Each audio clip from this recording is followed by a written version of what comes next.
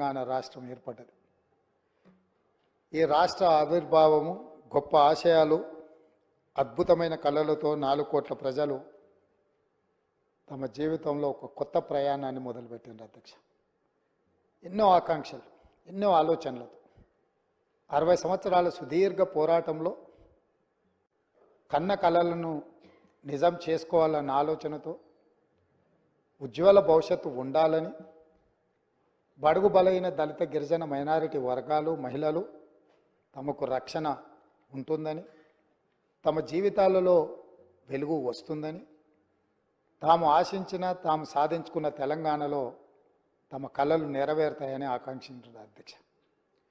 9.5 సంవత్సరాల తర్వాత ఈరోజు ఈ సభలో మనందరం మళ్ళీ తెలంగాణ నేపథ్యాన్ని, 9.5 సంవత్సరాల గత పాలనలో జరిగిన అంశాలను ప్రస్తావించుకుంటూ, ఇంకా కూడా ఆనాటి విధ్వంసకరమైన పరిస్థితులు, ఆధిపత్యం చెలాయించడం, పోలీసులను పెట్టి అణిచివేయడం, ప్రభుత్వం మారినా మన జీవితాలలో మార్పు వచ్చినా ఇంకా భయం మనల్ని వెంటాడుతూనే ఉంది అధ్యక్ష. ఎందుకు నేను ఈ మాట చెప్తున్నా అంటే, ప్రజలు వ్యక్తులకు, కుటుంబాలకు వ్యతిరేకంగా స్పష్టమైన తీర్పునిచ్చి మీ విధానాలను, మీ ఆలోచనలను, మీ విధ్వంసకరమైన ధోరణిని మేము తిరస్కరించినము.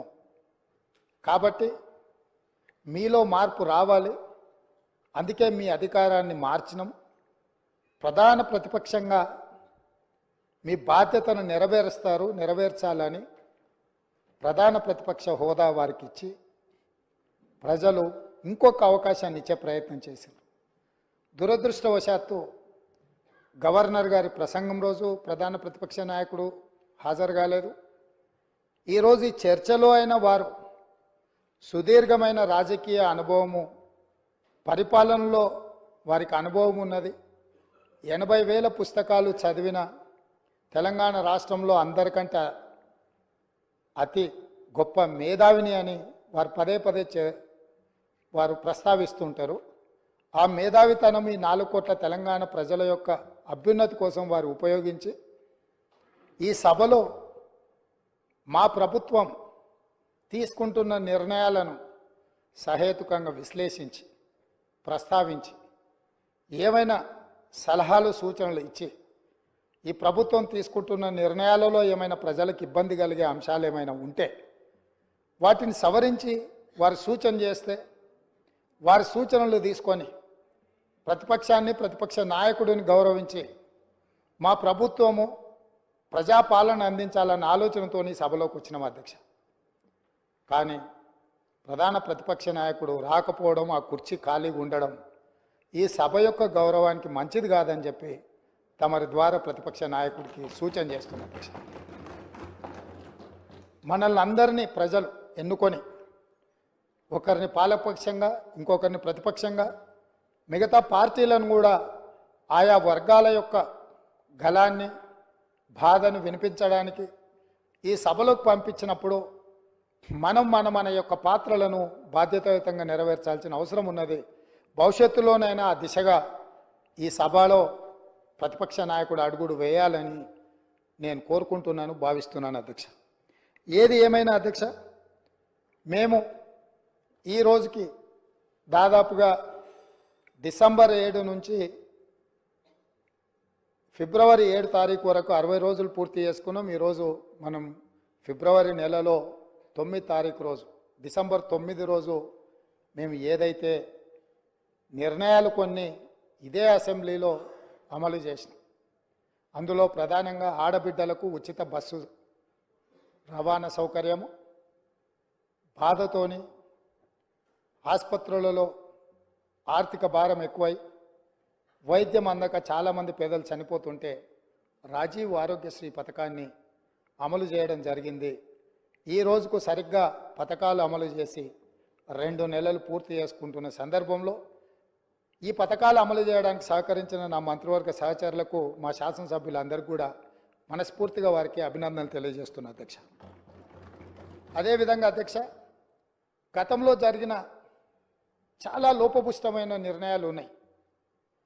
వాటిని సవరించుకుంటూనే వాటిని సరైన దిశగా తీసుకువెళుతూ ప్రజలకు ఒక మంచి పరిపాలన అందించాలని అహర్నిశలు ప్రతి నిమిషము మా ప్రయత్నం మేము చేస్తున్నాం అధ్యక్ష. ఇందులో భాగంగానే మొన్న జరిగిన క్యాబినెట్లో లేదా గవర్నర్ గారి ప్రసంగంలో కొన్ని ప్రధానమైన అంశాలను మేము పొందుపరచడం జరిగింది. నేను చూసిన డాక్టర్ పల్లా రాజేశ్వరరెడ్డి గారు మాట్లాడేటప్పుడు ప్రభుత్వం తీసుకున్న కొన్ని మంచి పనులను వారు అభినందిస్తారేమో అని, అదేవిధంగా ప్రభుత్వం తీసుకుంటున్న నిర్ణయాలలో ఏమైనా ఒకవేళ వాళ్ళ దృష్టిలో సవరించుకోవాల్సిన సూచనలు ఏమైనా ఉంటే వారు సూచన చేస్తారేమో అని నేను ఆసక్తిగా విన్నా అధ్యక్ష. కానీ వారు ఆ దిశగా మాట్లాడుతున్నట్టుగా లేదు. వాళ్ళ నాయకుడిని ఒప్పించడానికో మెప్పించడానికో మా మీద దాడి చేసినట్టుగానే వారు మాట్లాడుతున్నారు. పర్వాలేదు, వారు అదే వాళ్ళ విధానం అయితే ప్రజలు గమనిస్తూనే ఉన్నారు అధ్యక్ష. అందుకే అధ్యక్ష, ఈ సందర్భంగా మీ ద్వారా 4 కోట్ల తెలంగాణ ప్రజల ముందు కొన్ని అంశాలను నేను ప్రస్తావించదలుచుకున్నా. మా మంత్రివర్గంలో తీసుకున్న నిర్ణయాల మీద ప్రధానంగా తెలంగాణ ఉద్యమం సందర్భంగా ఏ వీధుల్లో చూసినా, ఏ వాహనం చూసినా, చాలామంది ఉద్యమకారుల గుండెల మీద కూడా టీజీ అని పచ్చబొట్టు పొడిపించుకున్న సందర్భాలు, ఉదంతాలు మనం చాలా చూసినాం. బండ్ల మీద రాసుకోవడమే కాదు, ఆనాడు ఏపీ అని ఉంటే ఏపీ వద్దు, టీజీ ఉండాలి, టీజీ కావాలి అని బండ్ల మీద టీజీ రాసుకోవడమే కాదు, గుండెల మీద కూడా పచ్చ పొడిపించుకున్న సందర్భాలు, తమ రక్తాన్ని చిందించి ఆ రక్తంతో గోడల మీద రాతలు రాసిన యువకులు టీజీ అని రాసుకున్నారు అధ్యక్ష. కేంద్ర ప్రభుత్వం కూడా తెలంగాణ రాష్ట్రం ఏర్పడ్డ తర్వాత టీజీ అని వాళ్ళు నోటిఫై చేస్తే జూన్ 2, 2014 నాడు రాష్ట్రం ఏర్పడ్డ మొదటి రోజే ప్రమాణ స్వీకారం చేసిన ప్రభుత్వం టీజీ బదులు టీఎస్ అని చెప్పి వారి రాజకీయ పార్టీకి నకలుగా టీజీని టీఎస్గా మార్చి ఆనాటి ప్రభుత్వం నిర్ణయం తీసుకున్నది అధ్యక్ష. అందుకే మేము జరిగిన తప్పిదాన్ని సవరిస్తూ ఈ రాష్ట్రం టీఎస్ కాదు, తెలంగాణ ప్రజలు కోరుకున్న విధంగా టీజీ ఉండాలి, తెలంగాణ ప్రజల యొక్క ఆత్మగౌరవం, త్యాగాలు ప్రతిఫలించాలి అన్న ఆలోచనతోని మా ప్రభుత్వం, మా మంత్రివర్గం టీఎస్ను టీజీగా మార్చింది. టీజీగా మార్చినందుకు స్వాగతిస్తారనుకున్న ఆ వైపు నుంచి ప్రభుత్వాన్ని అభినందిస్తారనుకున్న అధ్యక్ష. కానీ అది నిరాశనే కలిగించింది. అయినా మేమేం అధైర్యపడాలన్న ఆలోచనలో లేము, మేము ముందుకు వెళ్తాం అధ్యక్ష. అదేవిధంగా అధ్యక్ష, అధికారిక చిహ్నం ఎక్కడైనా, ఏ రాష్ట్రంలో అయినా, ఏ దేశంలో అయినా, ఈ ప్రపంచంలో రాచరిక వ్యవస్థను కాదని, ప్రజాస్వామిక పాలన ఉండాలని వేలాది లక్షలాది మంది పోరాట యోధులై యుద్ధంలో ముందు భాగాన నిలబడి రక్తం చిందించి నేల కొరిగి ప్రజాస్వామిక పరిపాలనను సాధించుకున్నారు. ఆ కోవలో భాగంగానే తెలంగాణ రాష్ట్రం నిజాంలకు, రజాకర్లకు వ్యతిరేకంగా నిటారుగా నిలబడి కొట్లాడి విముక్తి పొందినరు. ఇదే కాదు, ఆనాడు కాకతీయ సామ్రాజ్యానికి వ్యతిరేకంగా సమ్మక్క సారలక్క వీళ్ళందరూ పోరాటం చేసి పన్ను కట్టమంటే పన్ను కట్టమని తిరగబడి త్యాగాలు చేసిన సమ్మక్క సారలమ్మ జాతర మనం ఈరోజు ఆదివాసి బిడ్డలు జంపన్న వాగులో తలార స్నానం చేసి అక్కడికి వెళ్ళి దేవుణ్ణి దర్శించుకుంటున్నాం.